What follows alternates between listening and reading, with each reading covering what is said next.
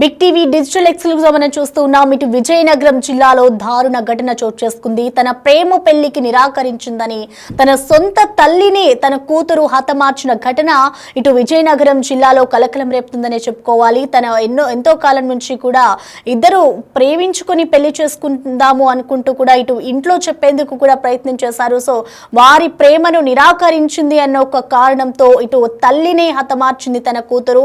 ప్రస్తుతం దానికి సంబంధించిన బ్రేకింగ్ న్యూస్ మనం చూస్తున్నాం. ఇటు బిగ్ టీవీ డిజిటల్ ఎక్స్క్లూజివ్ గా దానికి సంబంధించిన బ్రేకింగ్ గనుక మనం చూసినట్లయితే విజయనగరం జిల్లాలో దీనికి సంబంధించిన ఘటన ఇప్పుడు కలకలం రేపుతోంది. ఇటు కన్న కూతురి తల్లిని చంపిన ఘటన అయితే తీవ్ర కలకలం రేపుతుందని చెప్పుకోవాలి. తల్లిని నమ్మించి బయటకు తీసుకుని వెళ్ళి మరి అయితే కూతురైతే గొంతు కోసిన ఘటన కలకలం రేపుతోంది. ఇటు బయటకు తీసుకుని వెళ్ళి తల్లి గొంతు కోసి అనంతరం కూడా ఇటు తల్లి మృతదేహాన్ని బావిలో పడేసిన వైనం అయితే అక్కడ నెలకొందని చెప్పుకోవాలి. ఇటు ఈ ఘటన అంతా కూడా విజయనగరం జిల్లా శృంగవరపుకోట మండలం వెంకటరమణపేటలో చోటు చేసుకుంది.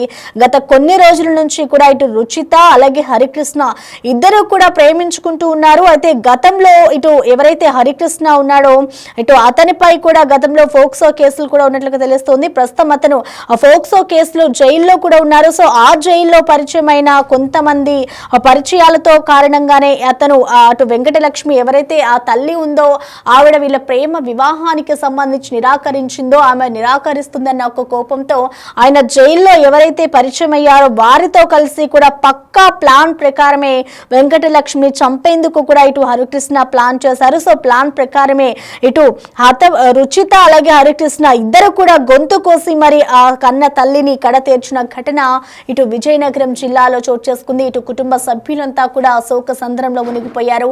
ఇటు హత్య చేసిన అనంతరం కూడా అమృతదేహాన్ని ఎవరికీ తెలియకుండా ఆ బావిలో పడేసిన వైన్యం కూడా అక్కడ కనిపిస్తోంది. ప్రస్తుతం అయితే దీనికి సంబంధించి పోలీసులు ఆ కేసు దర్యాప్తు చేస్తూ ఉన్నారు. అసలు ఈ ఘటనకు సంబంధించి విజయనగరం జిల్లాకి సంబంధించిన సిఐ ఏం మాట్లాడారో ఒకసారి చూద్దాం.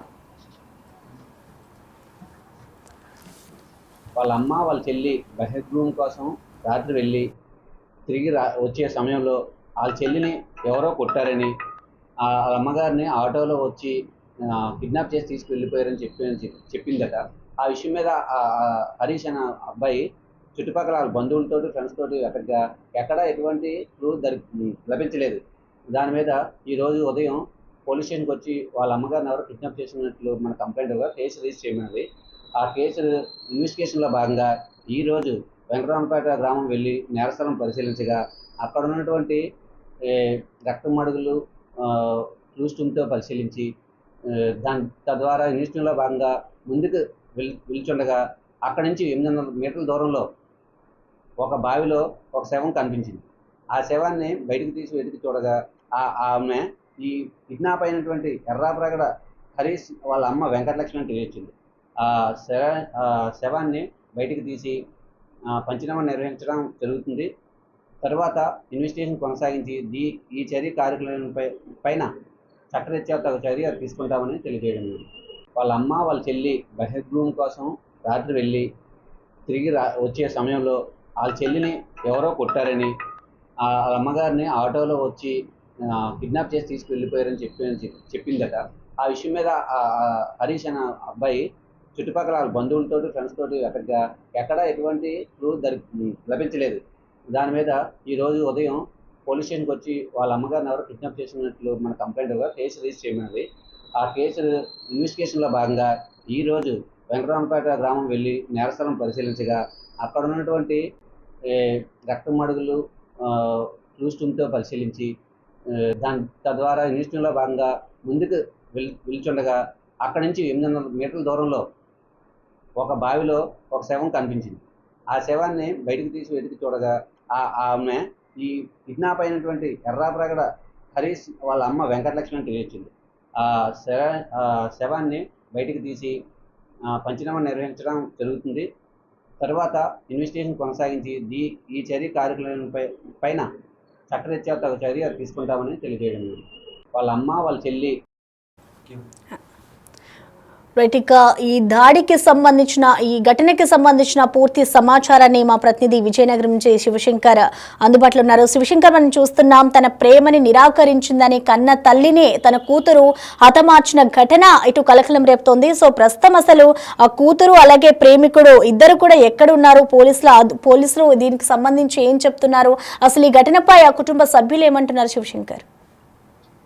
ప్రసన్న, చాలా విషాదకరమైనటువంటి పరిగణించాలి. ఎందుకంటే కంటిన్యూస్ గా విజయనగరం జిల్లాలో ఒకదాని తర్వాత కూడా జరుగుతూనే ఉన్నాయి. గతంలో మనం చూసాం, రీసెంట్ గానే విశాఖ జ్ఞానాపురం చర్చిలో సొంత తల్లి కూతురిని చంపినటువంటి ఘటన మనం చూసాం. ఆ తర్వాత కుమారుడు తల్లిదండ్రులను ఏ విధంగా ట్రాక్టర్ తో గుద్ది చంపినటువంటి ఘటన చూసాం.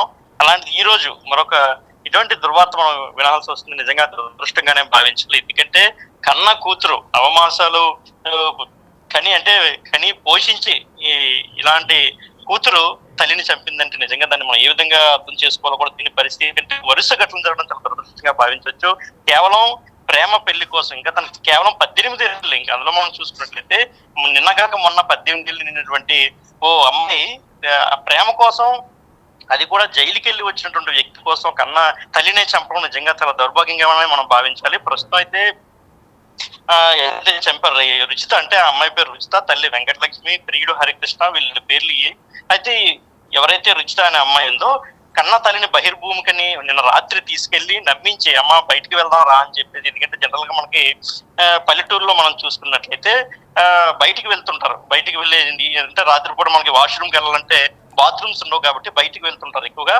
అదే దీంతో నమ్మించి, ఆ టాపిక్ తోనే నమ్మించి ఆమెను తల్లిని బయటికి తీసుకెళ్లి ఎవరైతే తన ప్రేమించిందో హరికృష్ణ అనే వ్యక్తి, ఆ వ్యక్తి అదే విధంగా హరికృష్ణ గతంలో రుచితాన్ని ప్రేమించినప్పుడు వెంకటలక్ష్మి పోలీసులు ఫిర్యాదు చేయడం జరిగింది. పోలీసులు ఫిర్యాదు చేసే వాళ్ళు పోక్సో కేసు నమోదు చేసి హరికృష్ణ జైల్లో కూడా పెట్టడం జరిగింది.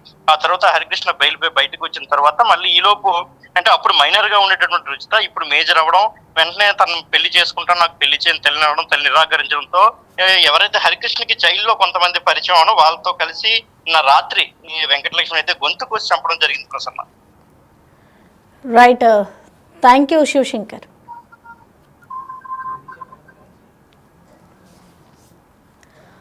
విజయనగరం జిల్లాలో దారుణ ఘటన చోటు చేసుకుంది. కన్న తల్లిని ఇటు కన్న కూతురు తన ప్రేమను నిరాకరించింది అన్న కోపంతో అయితే ఇటు ప్రియుడితో కలిసి తన తల్లిని హతమార్చిన ఘటన ఇటు విజయనగరం జిల్లాలో కలకలం రేపుతోంది. కుటుంబ సభ్యులంతా కూడా శోకసంద్రాలు మునిగిపోయారు. ఇటు తల్లి తన ప్రేమను నిరాకరించింది అంటూ కూడా గత కొన్ని రోజుల నుంచి కూడా ఇటు వీరిద్దరూ ప్రేమించుకున్నారు. సో వారి పెళ్లికి సంబంధించి కూడా ఇంట్లో అడగడం కూడా జరిగింది. సో ఎవరైతే హరికృష్ణ ఉన్నాడో హరికృష్ణ పెళ్లికి నిరాకరించింది వెంకటలక్ష్మి.